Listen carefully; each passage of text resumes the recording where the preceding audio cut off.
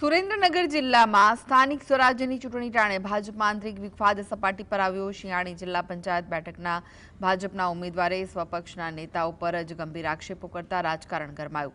આક્ષેપ મુજબ ભાજપના કેટલાક નેતાઓ દિવસે પક્ષનો પ્રચાર કરે છે અને રાત્રે કોંગ્રેસના ઉમેદવારો સાથે બેઠકો યોજી ગુપ્ત રણનીતિની માહિતી પહોંચાડે છે। લીંબડી પંથકમાં ભાજપ જ ભાજપને હરાવવા મેદાનમાં ઉતર્યું હોય તેવો ઘાટ સર્જાયો। કાર્યકરો અને નેતાઓ કોંગ્રેસના સંપર્કમાં હોવાથી ખુદ ભાજપના ઉમેદવારો ચિંતામાં મુકાયા। પક્ષમાં અંદરખાને ચાલતી આ લડાઈના કારણે જિલ્લાનું રાજકીય વાતાવરણ બેહદ તંગ બન્યું છે।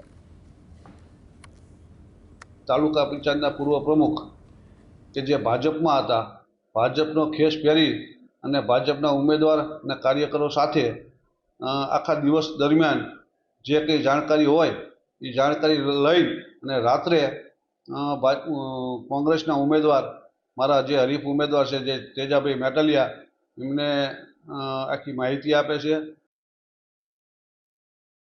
ભારતીય જનતા પાર્ટીના ઉમેદવાર શ્રી સંજયભાઈને ટિકિટ અપાવી અને તેમને પૂરેપૂરો ફંડ આપે છે એવું પણ મને જાણવા મળ્યું છે। એટલે દિવસે ભારતીય જનતા પાર્ટીનો પ્રચાર કરે છે અને રાત્રે આવી રીતે ફંડ ફાળો આપી અને મારી સામે લડાવે છે અને મને હરાવવાનો પૂરેપૂરો પ્રયત્ન કરે છે।